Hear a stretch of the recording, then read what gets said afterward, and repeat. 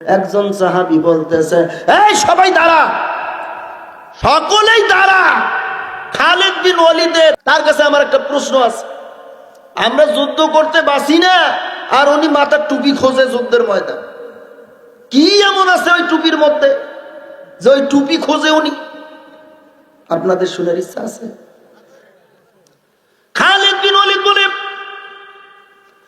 যতগুলো যুদ্ধের ময়দানে অংশগ্রহণ করেছি, যতগুলো যুদ্ধের ময়দানে আমি গিয়েছি, সবগুলো যুদ্ধের ময়দানে আমি এই টুপিটার কারণে জয়ী হয়েছি। জোরে কোন আল্লাহু আকবার। সাহাবীরা বলল, কি এমন আছে এই টুপির ভিতরে? আপনাকে বলতেই হবে। খালিদ বিন ওয়ালিদ ডাক দিয়ে বলছে, শোনো শোনো শোনো, আল্লাহর নবী একবার উমরা করতে গিয়েছিলেন। উমরা করার সময় তার মাথায় চুল মুন্ডন করেছে, কামাইছেন। এই চুলগুলো আমরা যতগুলো সাহাবীরা ছিলাম সবাই কয়েকটা করে চুলের ভাগ পেয়েছি। ওই রকম আমিও কয়েকটা চুলের ভাগ পেয়েছিলাম। ওই চুলটা, যে কয়টা চুল আমি পেয়েছি, ওই চুলগুলো আমার এই টুপির নিচে সেলাই করে, কাপড় দিয়ে পেন্টিং করে, সুন্দর করে আমার এই টুপির মধ্যে রেখে দিয়েছি। আর এই টুপি মাথায় দিয়া আমি যেই যুদ্ধে যাই, আমি জয়যুক্ত হয়ে, জয়ী হয়ে ফিরে আসি। জোরে কোন আল্লাহু আকবার।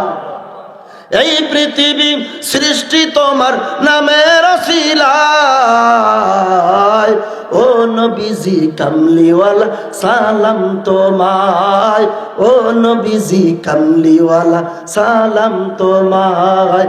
এই পৃথিবী সৃষ্টি তোমার নামের ওসিলায়, ও নবীজি কামলিওয়ালা সালাম তোমায়, ও নবীজি কামলিওয়ালা সালাম তোমায়। জোরে বলেন মারহাবা। মারহাবা। আল্লাহর নবী, বিশ্ব নবী, দুজানের নবী মাথার চুলকে যতন করে খালিদ বিন ওয়ালিদ কান্না করে বলছে, সাহাবীরা রে, তোমরা জানো না আমি নবীজিকে কতটা ভালোবাসি, তোমরা জানো না আমি রাসূলের মহব্বত কতটা করি। আমার নবী বলেছে, লা ইউমিনু আহাদুকুম হাত্তা আকুনা হাব্বা ইলাইহি মিন ওয়ালিদিহি ওয়া ওয়ালাদিহি ওয়ান নাসি আজমাইন। ততক্ষণ তোমরা মুমিন হতে পারবে না, ততক্ষণ তোমরা খাঁটি মুসলমান হতে পারবে না, যতক্ষণ পর্যন্ত নিজের বিবির চাইতে, নিজের সন্তানের চাইতে, নিজের ধন সম্পদের চাইতে, নিজের মা বাবার চাইতে আমি নবীকে বেশি মহব্বত করতে পারবে না, ততক্ষণ তোমরা খাঁটি মুসলমান আর খাঁটি ইমানদার মুমিন হতে পারবে না। হযরত খালিদ বিন ওয়ালিদ ডাক দিয়ে বললেন, আমি নবীজিকে এত মহব্বত করি, নবীজিকে শুধু মহব্বত করি না, নবীজির পা থেকে মাথা পর্যন্ত, এমনকি নবীজির ঘাম মোবারককেও আমি সম্মান করি, শ্রদ্ধা করি। জোরে কর আল্লাহু আকবার।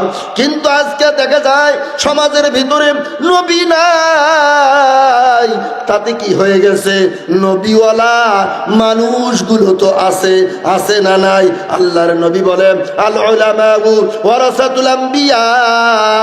এই দুনিয়ায় নবী যখন থাকবে না, আল্লাহর নবী বলেন, তখন আমি রেখে যাব আমার উত্তরসূরি উলামায়ে কেরাম। জোরে কোন আল্লাহু আকবার। সেই উলামা ইকরামদের দিকে চোখ রাঙিয়ে দেখা যাবে, চোখ রাঙিয়ে করা যাবে, করা যাবে।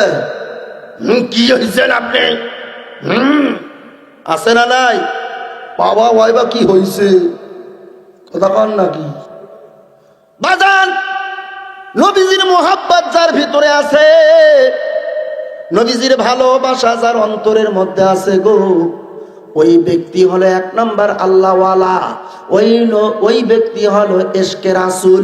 আর ওই ব্যক্তির জন্য কিয়ামতের ময়দানে আল্লাহর নবী হাউজে কাউসারের পানি আর সুপারিশের ঝান্ডা হাতে নিয়ে দাঁড়িয়ে আছে। আইরে উম্মত,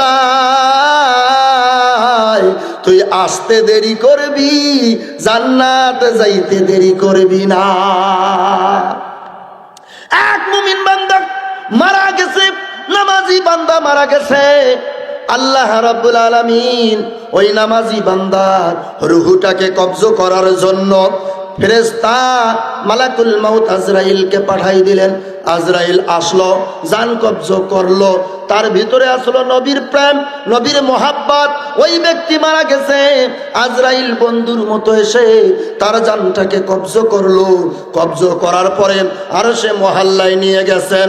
আরো সে মহল্লায় আল্লাহর কাছে নিয়ে যাওয়ার মধ্যে প্রথম আসমানের দরজার ফেরেশতারা বলল, ও মালাকুল মাউত আজরাইল, বল বল বল, এই আত্মাটা তোমরা নিয়ে যাচ্ছ, এত সুন্দর আত্মা কোথায় তোমরা পেলা? যেই আত্মা থেকে সুঘ্রাণ ছড়াচ্ছেন, এই আত্মাটা কার আত্মা? ফেরেশতা মালাকুল মাউত হযরত আজরাইল উত্তর দেয়, এটা হলো নামাজি বান্দার আত্মা, এটা হলো আলেমদের ভালোবাসার আত্মা, এটা হচ্ছে মুমিন বান্দার আত্মা, এটা হচ্ছে আল্লাহর নবীর মোহাব্বতের বান্দার আত্মা। যেই আত্মাকে আমার আল্লাহ সম্মান করে, জোরে কোন আল্লাহু আকবার।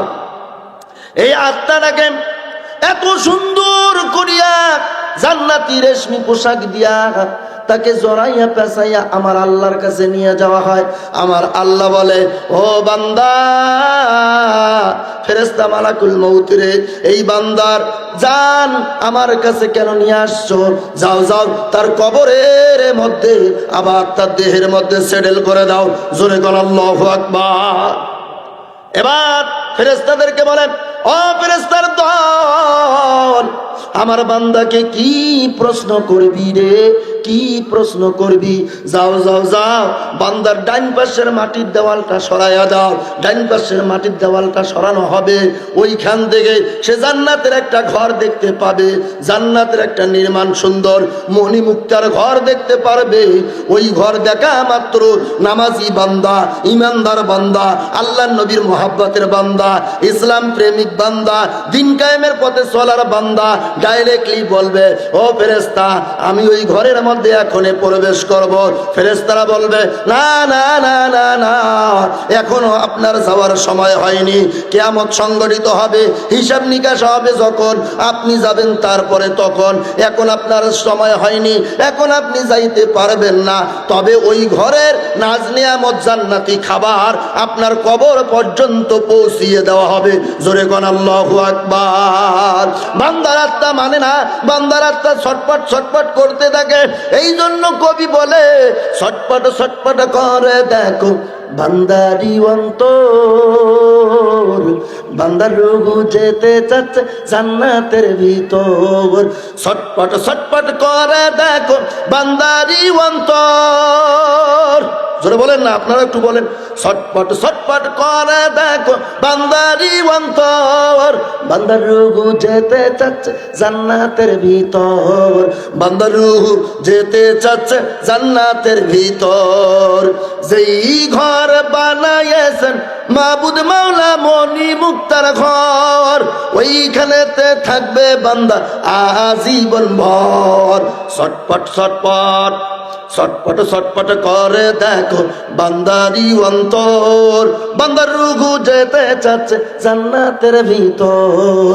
আমার আল্লাহ বলে, ও ফেরেশতার দল, ওদেরকে ব্রেক কর, ব্রেক কর, আমার বান্দাকে থামাও, বান্দাকে বল সময় হলে তোমাকে ওই ঘরে পৌঁছিয়ে দেওয়া হবে।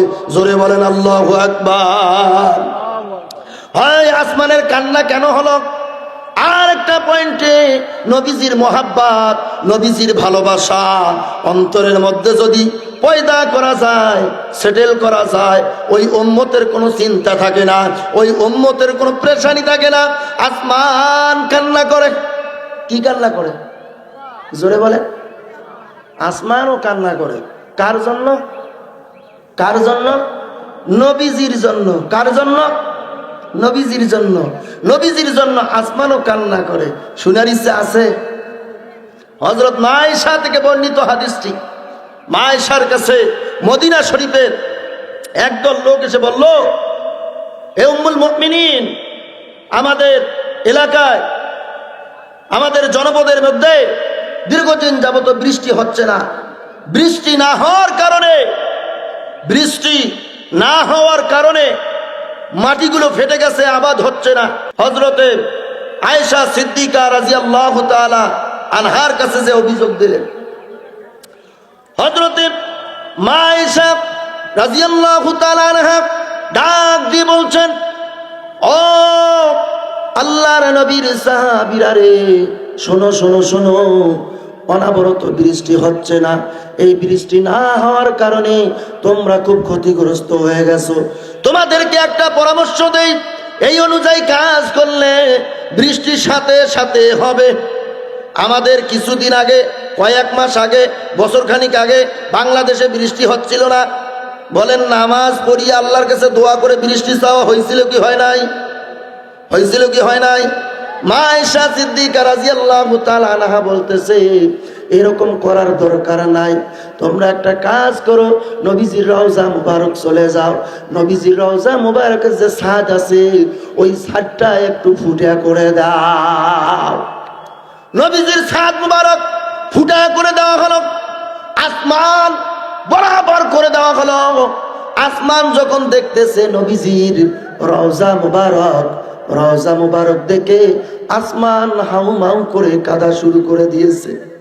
আসমান বলতে, মালিক, নবীজির রওজা মুবারক দেখতে পেরেছি। মিকাইল ফেরেশতাকে আল্লাহ হুকুম করলেন, যাও যাও যাও, আর অপেক্ষা করিও না, তাড়াতাড়ি আসমানের বৃষ্টি ওই নগরীতে দিয়া দাও। জোরে বলো আল্লাহু আকবার।